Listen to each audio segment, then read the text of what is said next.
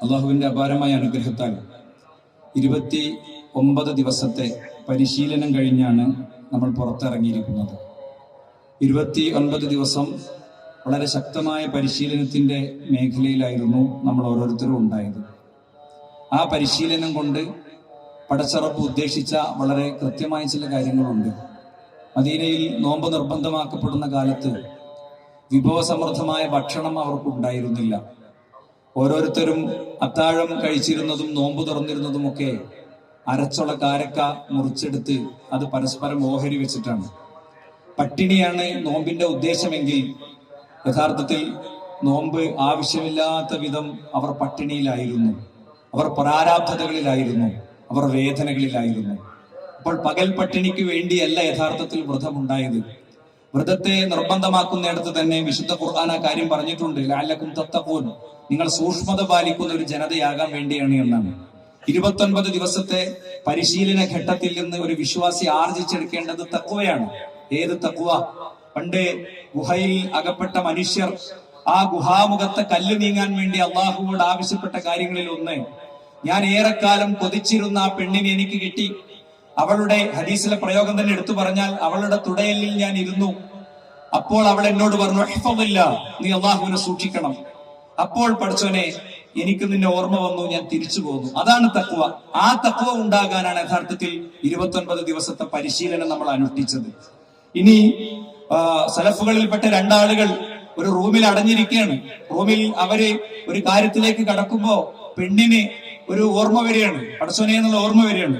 അപ്പൊ അവളോട് പറഞ്ഞു, എല്ലാ ജനവാതിലുകളും ഒക്കെ നീ കൊട്ടിയടക്കണം. അവസാനം അവര് പറഞ്ഞു, ഒരു വാതിൽ മാത്രം എനിക്ക് അടക്കാൻ പറ്റുന്നില്ല. അദ്ദേഹം പറഞ്ഞു, ഞാൻ അടച്ചോളാം, എനിക്ക് അടക്കാൻ പറ്റും. അപ്പൊ അവര് പറഞ്ഞു, ബാബുസമ, ആകാശത്തിന്റെ വാതിൽ എനിക്ക് അടക്കാൻ പറ്റുന്നില്ല. ആ നേരം പ്ലാൻ ചെയ്തു വന്ന ആ വ്യക്തികൾ അവിടെ വിട്ട് ഇറങ്ങാണ്, അവിടെ നിന്ന് പോവാണ്. ആ തഖ്വയായിരുന്നു ഈ നോമ്പിലൂടെ നമ്മൾ പരിശീലിക്കേണ്ടത്. ജീവിതത്തിന്റെ എല്ലാ മേഖലയിലുമുണ്ട്. താങ്കളെ അതിക്രൂരമായി ദ്രോഹിക്കുകയും ആക്രമിക്കുകയും ചെയ്ത മനുഷ്യർ, യുദ്ധത്തിൽ അവരെ പരാജയപ്പെടുത്തിയതിന്റെ ശേഷം അവരെയുമായി പ്രവാചകൻ സല്ലല്ലാഹു അലൈഹി വസല്ലമ തങ്ങൾ യുദ്ധ തടവുകാരെ, യുദ്ധത്തിന്റെ നടപടി എന്ന നിലയ്ക്ക് ഏത് കാലഘട്ടത്തിലുണ്ട്, ആ യുദ്ധ തടവുകാരെയും കൊണ്ട് പോരാണ്. ഇസ്ലാമിനെയും ഇസ്ലാമിലെ യുദ്ധങ്ങളെയും ഇസ്ലാമിന്റെ സമീപനങ്ങളെയും വലിച്ചു കീറുന്നവർ കേൾക്കാൻ വേണ്ടി കൂടി, അവരെ തിരുത്താൻ വേണ്ടി കൂടി ഞാൻ പറയട്ടെ, അള്ളാഹുവിന്റെ റസൂൽ സല്ലല്ലാഹു അലൈഹി വസല്ലമ തങ്ങൾ ആ യുദ്ധ തടവുകാരെ കയ്യാമം വെച്ച് കൊണ്ടുവരുന്ന മനുഷ്യരെ കുറിച്ച് ഓർത്തപ്പോ ഒരുപാട് ഓർമ്മകൾ വന്നു. അവരുടെ മാതാപിതാക്കളെ, പ്രിയപ്പെട്ടവരെ, ബന്ധുക്കളെയൊക്കെ ക്രൂരമായി പീഡിപ്പിക്കുകയും അരുംകൊല നടത്തുകയും ചെയ്ത മനുഷ്യരെയാണ് കയ്യാമം വെച്ച് കൊണ്ടുവരുന്നത്. അതുകൊണ്ട് മുന്നിൽ നിന്ന് പ്രവാചകൻ ഉറക്കെ വിളിച്ചു പറഞ്ഞു, നിങ്ങൾ ബന്ദികളോട് മാന്യമായി മാത്രം പെരുമാറണം. അവരുടെ തഖ്വ അവിടെ പ്രത്യക്ഷപ്പെട്ടു. പ്രവാചകന്റെ ഒറ്റ വാചകം വന്നപ്പോ യാത്രാ വാഹനത്തിൽ കയറിയിരുന്ന അവരൊക്കെ അതിൽ നിന്ന് ഇറങ്ങി കയ്യാമം അഴിച്ചിട്ട് ഈ ബന്ദികളായ മനുഷ്യരെ, നടത്തിക്കൊണ്ടുവന്ന മനുഷ്യരെ നേരെ ആ യാത്രാ വാഹനങ്ങളിലേക്ക് കയറ്റി രാജാക്കന്മാരെ കൊണ്ടുവരുന്നത് പോലെ മദീനയിലേക്ക് അവരെ കൊണ്ടുവന്ന ചരിത്രമുണ്ട്. ജീവിതത്തിന്റെ ഏത് മേഖലയിൽ പ്രവർത്തിക്കുന്നവർക്കും സമ്പന്നമായ മാർഗദർശനമാണ് അള്ളാഹുവിന്റെ റസൂൽ സല്ലല്ലാഹു അലൈഹി വസല്ലം തങ്ങൾ നൽകിയത്. ഇനി നോക്കൂ നിങ്ങൾ, റമളാനിന്റെ പകലിൽ നമുക്ക് കുടിക്കാവുന്ന ശുദ്ധമായ വെള്ളമുണ്ടായിട്ട് ദാഹം ക്ഷമിച്ച് എല്ലാം സഹിച്ച് നമ്മൾ നിൽക്കുകയാണ് ചെയ്തത്. എങ്കിൽ റമളാനിന് ശേഷം നമ്മുടെ കച്ചവടത്തിലും നമ്മുടെ വ്യവഹാരങ്ങളിലൊക്കെ എങ്ങനെ നമുക്ക് അഴിമതിയും അതുപോലെ തന്നെ കൊള്ളലാഭമൊക്കെ എടുക്കാൻ പറ്റും? നോക്കൂ, പ്രവാചകൻ പറയാണ്, ഞാൻ വീട്ടിലേക്ക് വരും, അപ്പൊ അവിടെ ഫാജിദു തംറത സാഖിതതൻ, അവിടെ വീണ് കിടക്കണ കാരക്ക ഞാൻ കാണും. എനിക്ക് വിശപ്പുണ്ടാകും, എന്റെ അഹ്ലിന് വിശപ്പുണ്ടാകും. പക്ഷേ എന്റെ വീട്ടിൽ, എന്റെ കട്ടിലിന്റെ ചോട്ടിൽ വീണ് കിടക്കുന്ന ആ കാരക്ക അത് സക്കാത്തിന്റെ ഓഹരിയിൽപ്പെട്ടതാണോ എന്ന് ഭയന്നതുകൊണ്ട് ഞാൻ കഴിക്കാത്ത എത്രയോ സന്ദർഭങ്ങൾ ഉണ്ടായിട്ടുണ്ട്. സക്കാത്ത് റസൂലുള്ളാഹി സ്വല്ലല്ലാഹു അലൈഹി വസല്ലം തങ്ങൾക്ക് ഉപയോഗിക്കാൻ പറ്റില്ല, സ്വതക്ക മാത്രമേ ഉപയോഗിക്കാൻ പറ്റുള്ളൂ. നമ്മൾ വിചാരിക്കും അല്ലെ, പ്രവാചകൻ സല്ലല്ലാഹു അലൈഹി വസല്ലം തങ്ങളുടെ പേരക്കുട്ടികളെ ഹസൈൻ ഹുസൈൻ അവര് കാരക്ക ചമക്കണത് കണ്ടപ്പോ പ്രവാചകൻ അത് തുപ്പാൻ പറയാണ്. വായിൽ വിരലിട്ടിട്ട് അത് തുപ്പുന്ന, അത് തോണ്ടിയെടുക്കുന്ന പ്രവാചകനെ നോക്കിയിട്ട് ഇതൊക്കെ കുറച്ച് ഏറെയാണെന്നല്ലേ നമ്മൾ പറയേണ്ടത്. റസൂലുള്ളാഹി സ്വല്ലല്ലാഹു അലൈഹി വസല്ലം തങ്ങൾ പിന്നെ സൂര്യോദയത്തിന്റെ പടിഞ്ഞാറിലെ സൂര്യോദയത്തിന്റെ അവസാന നിമിഷം വരെയുള്ള മനുഷ്യർക്ക് മാർഗദർശനമാണ് കൊടുക്കുന്നത്. നിങ്ങളുടെ റിയൽ എസ്റ്റേറ്റ് ബിസിനസ്സിൽ, നിങ്ങളുടെ ജോലിയിൽ, നിങ്ങളുടെ ശമ്പളത്തിൽ, നിങ്ങളുടെ കച്ചവടത്തിൽ, നിങ്ങളുടെ വ്യവഹാരത്തിൽ പാലിക്കേണ്ട ബാധ്യതയാണ് ഓർമ്മ വരേണ്ടത്. കച്ചവടം ഉറപ്പിക്കുമ്പോ ഹസന്റെയും ഹുസൈന്റെയും വായിൽ വിരലിട്ടിട്ട് ആ കാരൊക്കെ തോണ്ടിയെടുക്കുന്ന പ്രവാചകൻ ഓർമ്മ വരണം. അത് ഹറാമാണെന്ന് ഉറപ്പില്ല, അത് സ്വതത്തയിൽപ്പെട്ടതല്ല, അതല്ലെങ്കിൽ അത് സക്കാത്തിൽപ്പെട്ടതാണോ എന്ന ഭയം മാത്രമായിരുന്നു റസൂലുള്ളാഹി സ്വല്ലല്ലാഹു അലൈഹി വസല്ലം തങ്ങളെ അതിലേക്ക് നയിച്ചത്. നോക്കൂ, നിങ്ങൾ സലഫുകൾ പറഞ്ഞു,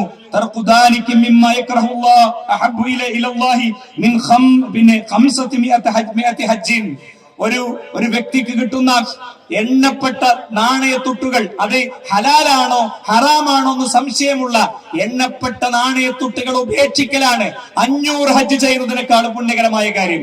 അടിവരയിട്ട് ഓർക്കുക, 500 ഹജ്ജിന് ഒരാൾ പോകുന്നതിലേറെ അള്ളാഹുവിന് ഇഷ്ടം ഒരു വ്യക്തി അയാൾക്ക് സംശയകരമായി തോന്നുന്ന ഒരു നാണയം ഉപേക്ഷിക്കലാണ്. ഇവിടെ വെച്ച് തീരുമാനമെടുക്കുക സുഹൃത്തുക്കളെ. ഈ തഖ്വയിലേക്ക് നമ്മൾ എത്തിയിട്ടുണ്ടോ? 29 ദിവസത്തെ പരിശീലനം കൊണ്ട് ഈ തഖ്വയിലേക്ക് നമ്മൾ എത്തിയിട്ടുണ്ടോ? സ്വന്തം ഭാര്യ അടുത്തുണ്ട്, അയാൾ പ്രവാസിയാണ്, രാവിലെ എയർപോർട്ടിൽ നിന്ന് വന്ന് അത്താഴം കഴിച്ച് കടന്നതാണ്, അല്ലെ? സ്വന്തം ഭാര്യയുടെ ശരീരത്തിൽ സ്പർശിക്കുമ്പോൾ അയാൾക്ക് അനുഭവിക്കാവുന്ന ഒരാസ്വാദനം ഭയന്നിട്ട് കുട്ടിയെ നടുക്ക് കടത്തി അയാൾ എന്ത് ചെയ്യുന്നു? 9 മണി വരെ രണ്ടുപേരും ഉറങ്ങുന്നു, ആ രാത്രിക്ക് വേണ്ടി കാത്തു നിൽക്കുന്നു. ഇവിടെ അള്ളാഹുവിനെ മാത്രമാണ് ഉദ്ദേശിച്ചതെങ്കിൽ പിന്നെ യൂട്യൂബ് വീഡിയോകളിലേക്ക്, ഫോൺ സൈറ്റുകളിലേക്ക്, വ്യത്യസ്തമായ കണ്ടന്റുകളിലേക്ക് സുഹൃത്തുക്കളെ എങ്ങനെ പോകാൻ കഴിയും? എത്രയോ ദാമ്പത്യങ്ങൾ 40ഉം 50ഉം വയസ്സ് പിന്നിട്ടതിന് ശേഷം ഇല്ലാതാവുകയാണ്. പേരക്കുട്ടികൾ ഉണ്ട് എന്നുള്ള കാരണം കൊണ്ട് മാത്രം അവർ രണ്ടുപേരും ഒരു റൂമിന്റെ ഉള്ളിൽ രണ്ടായി, ഒരാള് കട്ടിലുമേയും ഒരാൾ നിലത്തുറങ്ങാണ്. പച്ചയായ യാഥാർത്ഥ്യങ്ങളാണിത്. അപ്പോ നോമ്പ് കൊണ്ട് ഈ ഒരു പരിശീലനത്തിലേക്ക് നമ്മൾ എത്തിയിട്ടില്ലെങ്കിൽ സലഫുകൾ പറഞ്ഞു, കുൻ റബ്ബാനിയല്ല റമളാനിയൻ, നീ ഒരിക്കലും റമളാനിന്റെ ആളാകരുത്, നീ റബ്ബിന്റെ ആളാകണം. റമളാനിൽ നിനക്ക് രാത്രി നമസ്കാരത്തിന് സമയമുണ്ട്. ഇന്ന് രാവിലെ കോടിക്കണക്കിന് അലാം ക്ലോക്കുകൾ ഓഫായി. ഭാര്യമാര് അലാം വെച്ച് ചാടി എണീറ്റ് ആ അടുക്കളയിൽ പോയി ഭക്ഷണം ഉണ്ടാക്കി തന്നിരുന്നു. ഇന്ന് ഭക്ഷണം ഉണ്ടാക്കേണ്ടാത്തത് കൊണ്ട് ഭാര്യമാരും അത് ശ്രദ്ധിച്ചില്ല. ആയിരക്കണക്കിന് അലാം ക്ലോക്കുകൾ ഓഫായി. ഈ സൊഫിൽ ഇരുന്നിട്ട് നമ്മളെ ഫോൺ എടുത്തിട്ട് ആ അലാം ക്ലോക്ക് റീസെറ്റ് ചെയ്യുക. 4:15 എണീറ്റത് ഇപ്പൊ ബാങ്കിനനുസരിച്ച് ഒരു 15 മിനിറ്റ് മുമ്പ് എണീക്കാം. ഭർത്താവിന്റെ മുഖത്ത് വെള്ളം കുടഞ്ഞ് എഴുന്നേൽപ്പിക്കുന്ന ഭാര്യയെ കുറിച്ച്, ഭാര്യയുടെ മുഖത്ത് വെള്ളം കുടഞ്ഞ് എഴുന്നേൽപ്പിക്കുന്ന ഭർത്താവിനെ കുറിച്ച് നബി കരീം സ്വല്ലല്ലാഹു അലൈഹി വസല്ലം തങ്ങൾ പഠിപ്പിച്ചിട്ടുണ്ട്. അവരെത്ര നല്ല മനുഷ്യരാണ്. നമ്മുടെ പിന്നെ സുഹൃത്തുക്കളെ, നമ്മളുടെ ആ ഒരു ബെഡ്റൂം, നമ്മളുടെ മണിയറ, അത് കുഞ്ഞു സീറോ ബൾബുകൾ വെച്ച് അലങ്കരിച്ച് ദാമ്പത്യ ജീവിതം തുടങ്ങിയ നാൾ മുതൽക്ക് എന്തൊക്കെയാ പിന്നെ പിന്നെ ബെഡ്റൂമിൽ ഉണ്ടായിട്ടുണ്ട്. പക്ഷെ ഇങ്ങനത്തെ ഒരു കാര്യം ഉണ്ടായിട്ടുണ്ടോ? ഒരു കുടം വെള്ളം ഒഴിക്കലല്ലോ. അവിടെ പോലുണ്ട് സ്നേഹപൂർവ്വമുള്ള ഒരു വിളിയുണ്ട്, മോളെ എനിക്ക് നിസ്കരിക്ക് എന്ന് പറയുന്ന ഒരു വിളിയുണ്ട്. അതുകൊണ്ട് ആ അലാം ബ്ലോക്കുകൾ സുഹൃത്തുക്കളെ പിന്നെയും അടിക്കട്ടെ. യഥാർത്ഥത്തിൽ അള്ളാഹുവിന് ഏറ്റവും ഇഷ്ടം എന്താണെന്നറിയോ? ഒരു സീസണിൽ സജീവായിട്ട് കത്തിപ്പൊങ്ങുക, പിന്നെ ഒന്നും ഇല്ലാതിരിക്കുക എന്നുള്ളതല്ല. ദായിമായ അമലുകൾക്ക് സുഹൃത്തുക്കളെ തീർച്ചയായും വലിയ പ്രാധാന്യമുണ്ട്, അല്ലെ? ദായിമായ അമലുകൾ എന്താ? അള്ളാഹുവിന് അതാണ് ഇഷ്ടം, റസൂലിന് അതാണ് ഇഷ്ടം. മാത്രമല്ല അമലുകൾ ചെയ്യാനുള്ള സന്നദ്ധത അതുകൊണ്ടുണ്ടാകുന്നതാണ്. വല്ലദീന ജാഹദൂ ഫീനാ ലനഹ്ദിയന്നഹും സുബലനാ, നമ്മുടെ വഴിയിൽ പരിശ്രമിക്കുന്നവർക്ക് നാം അതിന്റെ എല്ലാ വഴികളും കാണിച്ചു കൊടുക്കും എന്നാണ്. നോക്കൂ നിങ്ങൾ, ആയിരക്കണക്കിന് സുന്നത്തുകളില്ലേ നമുക്ക് എന്താ എടുക്കാൻ പറ്റാത്തത്? വാഹനത്തിലേക്ക് പ്രവേശിക്കുമ്പോൾ ദിക്ർ നമുക്കറിയില്ലേ? പള്ളിയിലേക്ക് പ്രവേശിക്കുമ്പോൾ ദിക്ർ നമുക്കറിയില്ലേ? ബിസ്മി ചൊല്ലേണ്ട സമയങ്ങൾ അറിയില്ലേ? എന്തുകൊണ്ടാ ചെയ്യാൻ കഴിയാത്തത്? അല്ലാഹു സുബ്ഹാനഹു വ തആല തൗഫീഖ് തരുന്നില്ല. അപ്പൊ തൗഫീഖ് കിട്ടാനുള്ള വഴി എന്താ? ഒരു സ്ഥിരം മൊഡ്യൂൾ നമുക്ക് വേണം. ഓരോ വ്യക്തിക്കും വ്യത്യസ്തമായിരിക്കും മൊഡ്യൂൾ.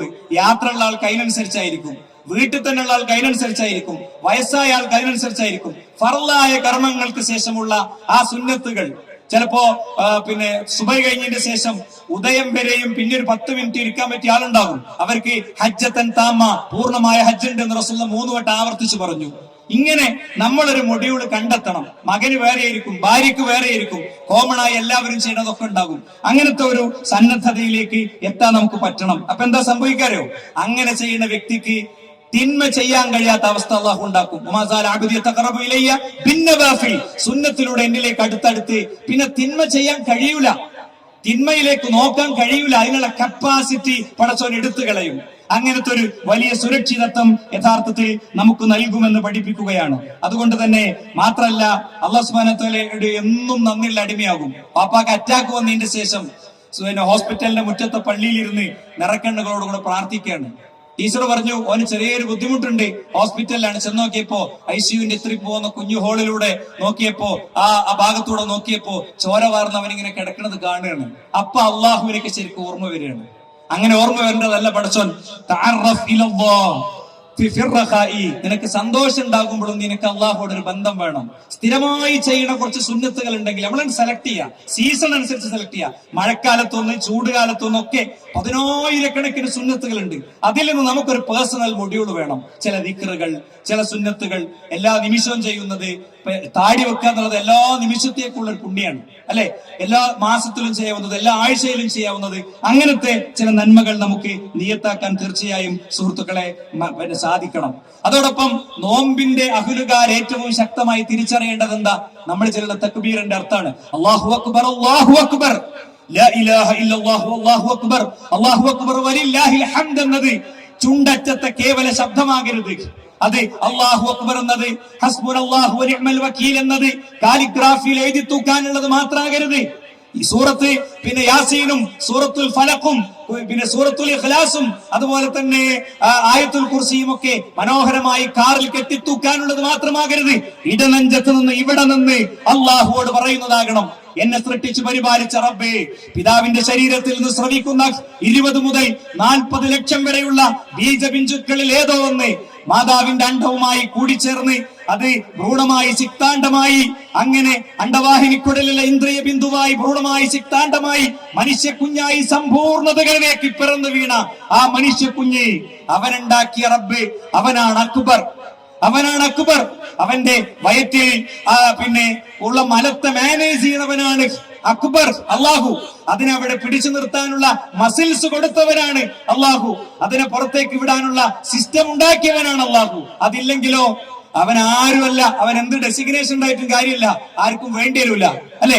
ആ അള്ളാഹുവിനെ യഥാവിധി ഉൾക്കൊള്ളുകയും മനസ്സിലാക്കുകയും ചെയ്യുക എന്നതാണ്. പലപ്പോഴും എന്താ സംഭവിക്കുക? പലപ്പോഴും ഈദ്ഗാഹുകളിലേക്ക് പോലും അരയിൽ ഏലസും ഐക്കല്ലൊക്കെ കെട്ടിയിട്ട മനുഷ്യന്മാർ വരിക. അരയിൽ ഏലസും ഐക്കല്ലും കെട്ടിയവർക്ക് സുഹൃത്തുക്കളെ എങ്ങനെയാണ് അള്ളാഹു അക്ബർ പറയാൻ പറ്റുക? അള്ളാഹു അക്ബർ എന്ന് ഉൾക്കൊണ്ട ഒരു വ്യക്തി ഹസ്ബുനല്ലാഹു വനിഅ്മൽ വകീൽ, എനിക്ക് റബ്ബ് മതി. കത്തിയാടുന്ന തീകുണ്ടാരത്തിലേക്ക് പോയപ്പോ മഹാനായ ഇബ്രാഹിം നബി അലൈഹി സ്വലാം പറഞ്ഞ വാചകം, ഫറഔന്റെ കൊട്ടാരത്തിൽ മൂസ അലൈഹി സ്വലാം അതിജയിച്ച വാചകം, മഹാനായ പ്രവാചകൻ മക്കയിലെ ധിക്കാരികളായ മനുഷ്യർക്ക് മുന്നിൽ അതിജീവിച്ച വാചകം, ഇന്നും മനുഷ്യ ചരിത്രം അതിജീവിക്കുന്ന വാചകം. ഗസയെ ഓർക്കാതെയും ഗസയിലെ ഫലസ്തീനിലെ മനുഷ്യരെ സ്മരിക്കാതെയും നമുക്ക് എഴുതില്ലെങ്കിൽ ഇന്നും മാറി മാറി നമ്മുടെ മുന്നിലെത്ത റീലുകളിൽ സ്വന്തം ഉമ്മയെ നഷ്ടപ്പെട്ട, സ്വന്തം ഉപ്പയെ നഷ്ടപ്പെട്ട, സ്വന്തം പ്രിയപ്പെട്ടവരെ നഷ്ടപ്പെട്ട കുഞ്ഞുങ്ങളെ നിങ്ങൾ കണ്ടിട്ടില്ലേ? അവന്റെ കാല് പോയി, അവന്റെ കൈ പോയി, അവന്റെ അടുത്ത് മൈക്രോഫോൺ കൊടുത്ത് അൽ ജസീറക്കാരൻ ചോദിക്കുമ്പോ അവൻ പറയാണ് ഹസ്ബുനല്ലാഹു വനിഅ്മൽ വകീൽ, ഖുദ്സിനെ ഞങ്ങൾ തിരിച്ചു പിടിക്കും. ചെറിയ കുട്ടിയാണ്. ഇതൊന്നും സെറ്റിട്ട് പറയുന്നതല്ല, ഇതൊന്നും റീൽസിന് വേണ്ടി എടുക്കുന്നതല്ല. അവരുടെ ഉള്ളിൽ അതിശക്തമായി പഠിപ്പിക്കപ്പെട്ടവരും ആ നാട്ടിലുണ്ട്. തൗഹീദിന്റെ നന്മകൾ അതിശക്തമായി പഠിപ്പിക്കപ്പെട്ടവരും. അതുകൊണ്ട് ബോംബ് വർഷങ്ങളിലൂടെ ഒരു ജനതയെ ഇല്ലാതാക്കുമ്പോ അങ്ങറ്റത്ത് യൂറോപ്പിൽ എങ്ങനെ ഈ മനുഷ്യർക്ക് ഇത്രയും തീവ്രമായ അവസ്ഥയിലും ഉമ്മാന്റെ ശരീരം ഒന്നിച്ച് 30, 40, 50 മനുഷ്യരുടെ ശരീരം മണ്ണിലേക്കിട്ട് തിരിച്ചു പോരുമ്പോഴും അവർ ഈ പറയുന്ന അള്ളാ എന്താന്ന് പഠിച്ചിട്ട് യൂറോപ്പിലെ സെലിബ്രിറ്റികൾ ഇസ്ലാം സ്വീകരിച്ചതിന്റെ അനുഭവങ്ങൾ നമ്മുടെ മുന്നിലുണ്ട്. അതാണ് അല്ലാഹു അക്ബർ. നമുക്ക് എന്തെങ്കിലും ചെറിയ വിഷമം വരുമ്പോഴത്തേക്ക് എനിക്ക് അവിടെ ചെയ്തിട്ടുണ്ടോ, എനിക്ക് അങ്ങനെ പ്രശ്നമുണ്ടോ, എനിക്ക് ഇങ്ങനെ പ്രശ്നമുണ്ടോ തോന്നിയ നേരെ സൂറത്തുൽ ബഖറ എടുക്കുക, സ്ഥിരമായിട്ട് ശരിക്കാൻ പാരായണം ചെയ്യുക അല്ലെ, ആയത്തുൽ കുർസി ഓതുക, ഒന്നും ഉണ്ടായിരിക്കുക, ഖലാസ്. അതിന് ജിന്നി ബീവിയും ജിന്നുമ്മയും മഖാമും മഖ്ബറയും അല്ല നമ്മുടെ വഴി. സുഹൃത്തുക്കളെ, നിങ്ങളൊക്കെ മനസ്സിലാക്കുക, ഹൃദയത്തിന്റെ ഉള്ളുന്ന ഞാൻ പറയുന്നത് ഇത് മുഖ്യ വിഷയമാണ്. മരിക്കാൻ കിടക്കാണ് ലോകത്തിന്റെ റസൂല്. വഫാത്തിന്റെ നിമിഷങ്ങളിലേക്ക് പോണ റസൂലുള്ളാഹി സ്വല്ലല്ലാഹു അലൈഹി വസല്ലം തങ്ങൾ, ആ പ്രവാചകൻ മെല്ലെ മെല്ലെ പറഞ്ഞ വാചകങ്ങൾ തന്റെ മടിയിൽ കിടക്കുമ്പോ ആയിഷ ബീവി ഓർത്ത് കേട്ടെടുത്തിട്ടുണ്ട്. എന്നിട്ട് പറയാണ്, എന്താ, നിങ്ങൾ ഒരിക്കലും എന്റെ ഖബറിടത്തെ ഉറൂസാക്കരുത്, നിങ്ങൾ എന്റെ ഖബറിടത്തെ പിന്നെ ആഘോഷ കേന്ദ്രമാക്കരുത് അല്ലെ. നിങ്ങൾ ഒരിക്കലും എന്റെ ഖബറിനെ ആഘോഷ കേന്ദ്രമാക്കരുത്. നിങ്ങൾ ജൂത ക്രിസ്ത്യാനികൾ ഖബറിടങ്ങളെ ആരാധന കേന്ദ്രമാക്കിയതുപോലെ ആക്കരുത്. മരണത്തിന്റെ അവസാനത്തെ നിമിഷങ്ങളിൽ പോലും റസൂലുള്ളാഹിക്ക് പറയാണ്ടായിരുന്ന ഒരു കാര്യം ഇതാണെങ്കിൽ അത് മുഖ്യ വിഷയമാണ്. നമ്മുടെ പലരുടെയും മാതാപിതാക്കൾ ഉൾക്കൊണ്ടിട്ടില്ല, നമ്മുടെ പലരുടെയും പ്രിയപ്പെട്ടവർ ഉൾക്കൊണ്ടിട്ടില്ല. നമ്മൾ തിരിച്ചറിയണം. ഇബ്രാഹിം നബി അലൈഹി ഇസ്ലാമയുടെ പിതാവ് ഇബ്രാഹിം നബി അലൈഹി ഇസ്ലാമയോട് പരലോകത്ത് വെച്ച് പറയേണ്ട, മോനെ പറ്റിപ്പോയി ഉപ്പാക്ക്, ഉപ്പാന്റെ കുട്ടി, ഉപ്പാക്ക് വേണ്ടി പ്രാർത്ഥിക്കണം. ഉപ്പാ, നിങ്ങൾ എന്നെ ആട്ടി ഓടിച്ചില്ലേ, എന്നെയും എന്റെ ഹാജറയെയും പുറത്താക്കിയില്ലേ, ജനം തീക്കുണ്ടാരം ഒരുക്കിയപ്പോൾ അതിലേക്ക് എന്റെ ഉപ്പ വറകിന്റെ കൊള്ളിയും കൊണ്ട് വന്നില്ലേ എന്നൊന്നും ചോദിച്ചില്ല. പടച്ചോനെ, എന്റെ ഉപ്പാക്ക് സ്വർഗം കൊടുക്കണേ എന്ന് പ്രാർത്ഥിച്ചപ്പോ അള്ള പറഞ്ഞത് കേട്ടോളി. എന്താ? നീ നിന്റെ കാലിന്റെ താഴേക്ക് നോക്കി ഇബ്രാഹിം, അദ്ദേഹത്തിന്റെ ഉപ്പ ഒരു നികൃഷ്ട ജീവിയായി മാറിയിരിക്കുന്നു. എന്നിട്ട് നരകത്തിലേക്ക് ഉരുണ്ടു പറഞ്ഞു പോണത് കണ്ടു. ഒരാളിൽ ശുപാർശ ഉണ്ടാവില്ല. ഉമ്മാനോട് പറയണം, കരഞ്ഞു പറയണം, കാല് പിടിച്ച് പറയണം, ബോധ്യപ്പെടുത്താവുന്ന കാര്യങ്ങളൊക്കെ ചെയ്യണം. നല്ല ജോലി കിട്ടാൻ, നല്ല വ്യവഹാരങ്ങൾ നടത്താൻ നല്ല ബുദ്ധി പഠിച്ചു തന്നിട്ടുണ്ട്. ആ ബുദ്ധിയിൽ ഉമ്മയെ നന്മയിലേക്ക് ക്ഷണിക്കാനുള്ള വഴിയുണ്ട് എന്നുള്ള കാര്യം നമ്മൾ മറക്കരുത്. പിന്നെന്താ, പടച്ചോൻ എന്തിനെ എന്നെ എങ്ങനെ പരീക്ഷിച്ചു എന്നാ ചിലപ്പോഴൊക്കെ ചോദിക്കുക. എന്തൊരു പരീക്ഷണാണിത്, എന്നോടാണല്ലോ ഇത് ചെയ്തത് എന്നാണ് സലഫുകൾ പറഞ്ഞ. എന്താ അറിയോ, എന്റെ കയ്യിൽ ഒരു തീക്കട്ട ഇരുന്നിട്ട് അത് തണുത്തുറയുന്ന സമയം വരെ അത് കയ്യിൽ ഇരിക്കേണ്ടി വന്നാലും എനിക്ക് ഇതില്ലാതിരുന്നെങ്കിൽ എന്ന് പറയണേ ഞാൻ ഇഷ്ടപ്പെടുന്നില്ല. അള്ളാഹുവിന്റെ ഏത് ഖലാഇനെ ഞാൻ സ്വീകരിക്കുന്ന.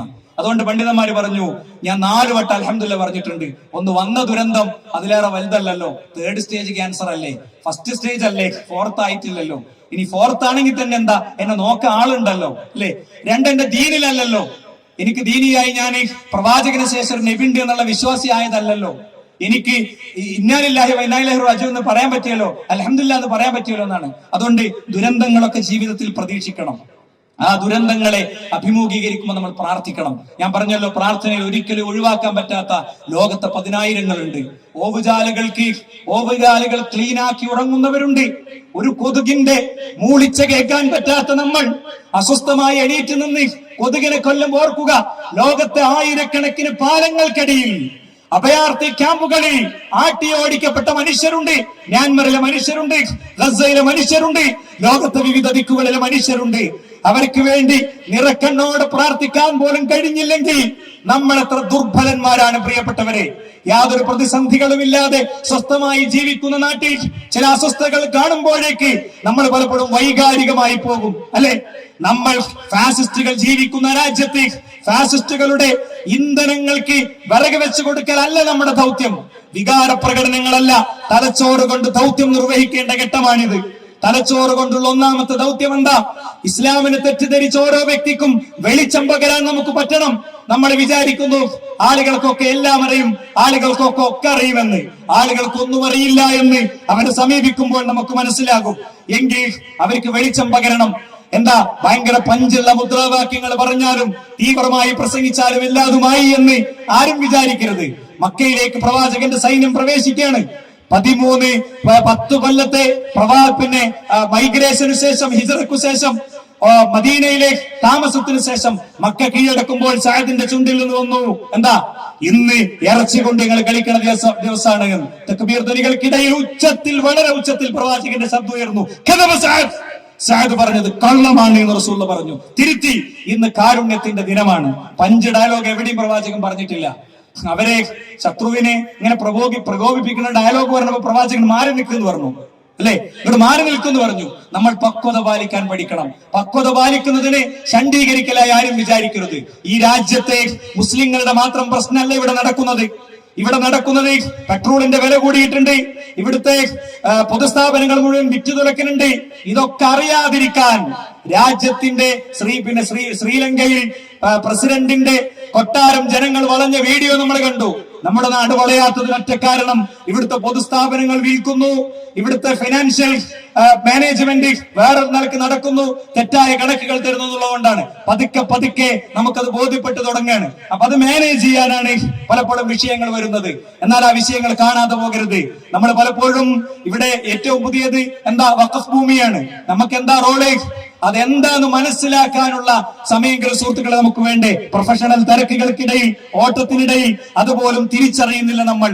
അത് തിരിച്ചറിയുമ്പോഴേ പ്രതിരോധം സാധ്യമാകുള്ളൂ. അത്തരം വിഷയങ്ങളിൽ ശരിയായ ശ്രദ്ധ നമുക്കുണ്ടാകണം. സുഹൃത്തുക്കളെ, പുറത്തൊക്കെ ഉഷാറാണ്, ബെഡ്റൂമിൽ വന്നാൽ പ്രശ്നമാണ്. ഈ അവസ്ഥ ഉണ്ടായിക്കൂടാ. പലപ്പോഴും എന്താ പ്രശ്നം? ഈഗോയാണ് പ്രശ്നം. ഇനി ഈ ഈഗോകളൊക്കെ അവസാനിക്കപ്പോ രണ്ടിലൊരാൾ അവസാനിക്കും. അങ്ങനെ ബഹളമുണ്ടാക്കാത്തൊരു ആംബുലൻസ്, സൈറൺ മുഴക്കാത്തൊരു ആംബുലൻസ് വീട്ടിന്റെ മുറ്റത്ത് വന്ന് നിർത്തും. അതിൽ നിന്നൊരു ഫ്രീസർ പുറത്തിറക്കും. ആ ഫ്രീസറിലേക്ക് അവളല്ലെങ്കിൽ അവൻ വരും. എന്നിട്ട് ആ ആളുകളുടെ തോളിൽ ഇങ്ങനെ തൂങ്ങി തളർന്ന അവശമായി വന്ന് നെറ്റിയിലൊരു ചുംബനം കൊടുക്കുമ്പോ, തണുത്തുറഞ്ഞ ബോഡിയിൽ ചുംബനം കൊടുത്ത ആൾക്കൂട്ടത്തിലേക്ക് മടങ്ങുമ്പോ, വിധവയെന്ന് ലോകം വിളിക്കുമ്പോ, വിഭാരെന്ന് ലോകം വിളിക്കുമ്പോ, ഭാര്യയില്ലാത്ത ആദ്യത്തെ രാത്രി സ്വന്തം തലയിണയിൽ ഭാര്യയുടെ തലയിണ ബാക്കിയാക്കി ഉറങ്ങുമ്പോ എല്ലാ വിരോധങ്ങളും അവസാനിച്ചിട്ടുണ്ടാകും. അതുവരെ പോകരുത് ഒരിക്കലും. അഹ്ലുസുന്ന നമ്മളെ പഠിപ്പിച്ചു. എന്താ പഠിപ്പിച്ചത്? നിങ്ങൾക്ക് ഒരാൾ നിങ്ങളോടൊരു കാര്യത്തിൽ വിയോജിച്ചാൽ, നിങ്ങളോട് പ്രശ്നം ഉണ്ടാക്കിയാൽ അയാൾക്ക് 70 ഉദറിനെ തരയണം. ഭർത്താവ് എന്തേ അങ്ങനെ പറഞ്ഞു? അത് ഇതുകൊണ്ടായിരിക്കും. ഭാര്യ എന്തേ അങ്ങനെ പറഞ്ഞു? അത് ഇതുകൊണ്ടായിരിക്കും. ശൈത്താൻ വന്ന് പൊളിക്കും. അതുകൊണ്ട് എന്തിനാ അങ്ങനെ പറയണത്? അങ്ങനെ ചിന്തിച്ച് 70 പോയെന്തെത്തുമ്പോ അവസാനം പറയണം എന്നാണ്, എനിക്കറിയാത്ത എന്തോ ഒരു പ്രശ്നം ഒക്കെ ഉണ്ട്. അതാണ് കാര്യം. എനിക്കറിയാത്ത എന്തോ ഒരു പ്രശ്നം അവൾക്കുണ്ട്. ഇത് നമ്മൾ ശ്രദ്ധിക്കണം. രണ്ടാളും ജോലിക്ക് പോകുന്നു, കുട്ടികൾ അനാഥമാകുന്നു. അവസാനം എക്സൈസിന്റെ വണ്ടി നമ്മുടെ വീട്ടിൽ വരുന്നു, മോന്റെ റൂമിൽ നിന്ന് MDMA പിടിക്കുന്നു. സുഹൃത്തുക്കളെ, പ്രതികളാണ് നമ്മൾ. ഒരു കുട്ടിയും പെടുന്ന MDMA കാരനാകുന്നില്ല. ഓരോ രക്ഷിതാവും ആ കുട്ടിയെ സൃഷ്ടിക്കുകയാണ്. നമ്മളുടെ ജോലി നമ്മൾ പകുതിയാക്കണമെങ്കിൽ പകുതിയാക്കണം. രണ്ടിലൊരാൾ ജോലി നിർത്തണമെങ്കിൽ നിർത്തണം. സ്വന്തം കുഞ്ഞ് ആ കുപ്പിപ്പാല് കുടിച്ച് നമ്മൾ പോകുന്ന ജോലികൾ, ആ ജോലികളെ സംബന്ധിച്ച് പുനർവിചിന്തനം നടത്തണം. എല്ലാ ഇടങ്ങളിലും നമ്മളൊക്കെ എത്തണതിൽ സംശയമൊന്നുമില്ല. ഇസ്ലാമിന്റെ നന്മകൾ പാലിച്ചുകൊണ്ട് ചെയ്യാവുന്ന ജോലികളൊക്കെ ചെയ്യാം. പക്ഷേ മക്കളുമായി നമുക്ക് അടുപ്പം വേണം. ചൂടുള്ള ചുംബനം കൊടുക്കണം, അവരെ ചേർത്ത് പിടിക്കണം, അല്ലെ? അവർക്ക് എന്തും തുറന്നു പറയാനുള്ള അവസരങ്ങൾ ഉണ്ടാകണം. അതില്ലാതെ പോകുന്നത് വലിയ പ്രതിസന്ധിയാണ്. ലഹരിയെ കുറിച്ചാണ് ചർച്ച. ഇന്ന് ലഹരി എന്ന് പറയുന്നത് MDMA മാത്രം ചുരുങ്ങുകയാണ്, അല്ലെ? അതിന്റെയൊക്കെ അപ്പുറത്ത് BTS ലഹരിയാണ്. ഇൻസ്റ്റഗ്രാമിൽ ഒരുപാട് ലഹരികളുണ്ട്. ഒരുപാട് ലഹരിയുണ്ട്. എന്തൊക്കെ ഉണ്ട് എന്ന് പോലും അറിയില്ല. 2 റൂമുണ്ടെങ്കിൽ അപ്പുറത്തെ റൂമിലുള്ളത് അറിയാത്ത സ്ഥിതിയാണ് പലപ്പോഴും ഉള്ളത്. ആ സ്ഥിതി പോലെയാണ് മക്കളുടെയും നമ്മുടെയും ജീവിതം. പാരലായി 2 രേഖകളായി പോകുന്ന സാഹചര്യം യഥാർത്ഥത്തിലുണ്ട്.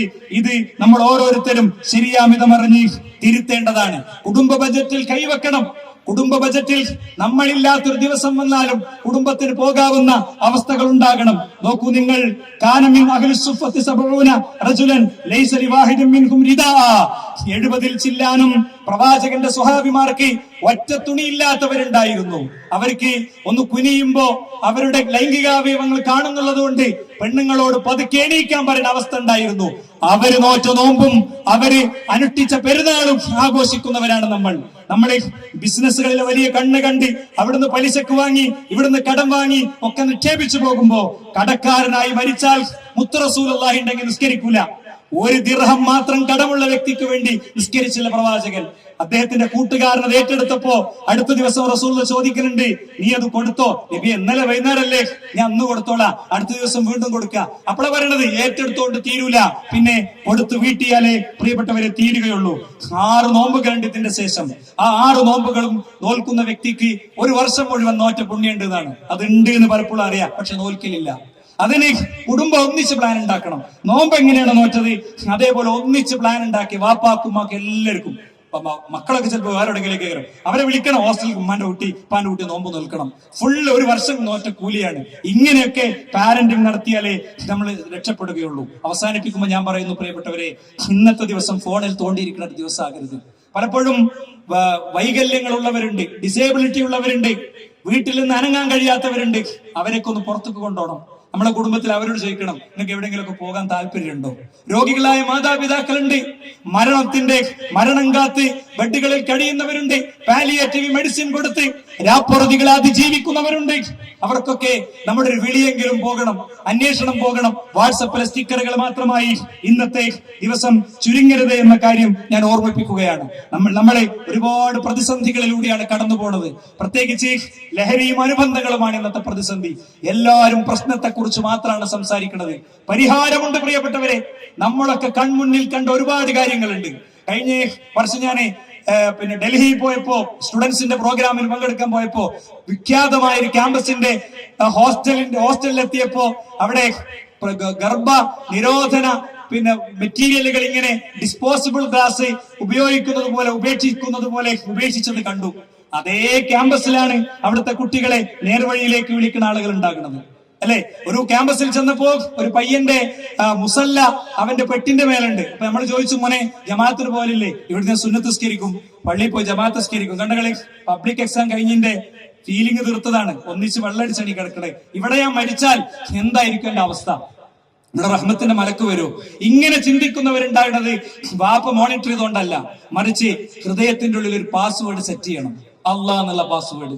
ഞാൻ എന്റെ തുടക്കത്തിൽ പറഞ്ഞ തഖ്വ എന്നുള്ള പാസ്വേഡ് ഉണ്ടല്ലോ, അതുണ്ടെങ്കിൽ ഒരു പ്രശ്നമല്ല.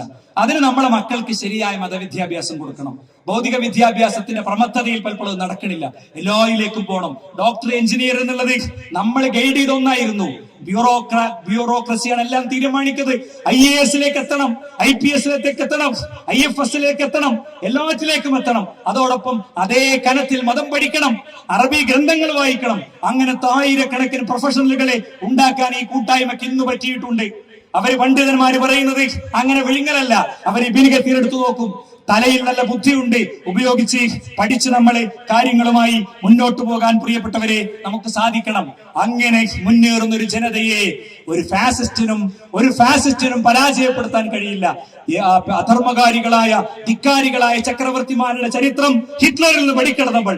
എല്ലാ തെറ്റായ വാർത്തകളും പ്രചരിപ്പിച്ച് അധികാരം പിടിച്ചവൻ തന്റെ കൊട്ടാരത്തിന്റെ ചുറ്റും 17 ലക്ഷം മനുഷ്യർ കല്ലും പിടിച്ച് കല്ലെറിയാൻ കാത്തു നിൽക്കുന്നു എന്ന് കണ്ടപ്പോ അവന് തന്റെ കാമുകിക്ക് ഒരു വെടിയുണ്ട കൊടുത്ത്, തന്റെ പട്ടിക്ക് മറ്റൊരു വെടിയുണ്ട കൊടുത്ത്, ഇവിടെ പോയിന്റ് ബ്ലാങ്കിൽ ഇങ്ങനെ ചേർത്ത് വെച്ച് ഒരു വെടിയുണ്ട കൊണ്ട് അവസാനിച്ചുവെങ്കിൽ ഏകഛത്രാധിപതികളുടെ ചരിത്രത്തിന് അത്രേ സൗന്ദര്യമുള്ളൂ എന്ന് നമ്മൾ മനസ്സിലാക്കുക. പക്ഷെ ക്ഷമിക്കണം, സാമൂഹികമായ മുന്നേറ്റങ്ങൾ ഉണ്ടാക്കണം. മുസ്ലിങ്ങൾ എല്ലാവരും കൂടി മുദ്രാവാക്യം വിളിച്ച ആവൂല. ഇന്ത്യ എങ്ങനെ മോചിപ്പിച്ചോ ആ മോചനത്തിന്റെ അതേ രീതി എല്ലാവരും കൂടി ഒന്നിച്ചു നിന്ന് കാര്യങ്ങളെ ഏറ്റെടുക്കുന്ന അവസ്ഥ വേണം. നിരാശ ഒട്ടും ഉണ്ടാകരുത്. പ്രവാചകന് നിരാശ ഉണ്ടായിട്ടില്ല. ഹന്തക്കിന്റെ കിടങ്ങ് കുഴിക്കുമ്പോ കല്ല് കണ്ടപ്പോ ശത്രുവിന് മദീനയിലെ പോപ്പുലേഷനേക്കാളും വലിയ ജനസംഖ്യയാണ് സൈന്യമായി വരുന്നത് എന്ന് പറഞ്ഞപ്പോഴാ കിടങ്ങൊഴിക്കാൻ പോയത്. ആ കിടങ്ങിലെ കല്ല് കണ്ടപ്പോ അള്ളാഹുവിന്റെ റസൂൽ ഒറ്റക്കേറ്റെടുത്ത് ഒറ്റടി കൊടുത്തു. എന്നിട്ട് പറയാ, ഞാൻ കിസ്രയുടെ കൊട്ടാരങ്ങൾ നമുക്ക് കീഴടങ്ങുന്നത് ഈ അഗ്നിസ്ഫുലിംഗങ്ങളിൽ കല്ലിൽ തട്ടിത്തെറിച്ച ഈ തീനാളങ്ങളിൽ കണ്ടു. യമനിന്റെ അധികാരം ഞാൻ കണ്ടു. വയറൊട്ടി കല്ല് വെച്ച മനുഷ്യരോട് ഇത് പറഞ്ഞെങ്കിൽ അതിൽ നമുക്ക് സന്ദേശമുണ്ട്. ആ സന്ദേശങ്ങളെ ഏറ്റെടുക്കുക. അള്ളാഹു നമ്മിൽ നിന്ന് സ്വീകരിക്കുമാറാകട്ടെ. കുടുംബ ബന്ധങ്ങളെ ശരിയായി പാലിക്കുക. പിണക്കങ്ങൾ ഉണ്ടെങ്കിൽ തീർക്കുക. ഇല്ലെങ്കിൽ റമളാൻ അള്ളാഹു സ്വീകരിക്കില്ല. വ്യക്തികൾ തെറ്റിയാൽ തെറ്റിയ വ്യക്തികളുടെ അമൽ അല്ലാഹു സ്വീകരിക്കില്ല.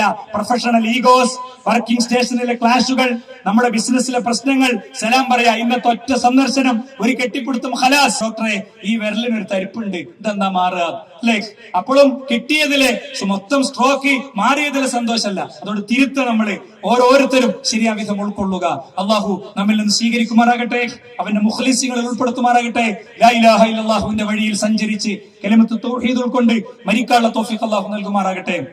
കുഞ്ഞു പ്രായത്തിൽ മക്കളെ അനാഥരാക്കി നമ്മൾ വീട് പിരിയുന്ന ആ വിഷമത്തിൽ നിന്നും അള്ളാഹു നമ്മളെ കാത്തുരക്ഷിക്കുമാറാകട്ടെ.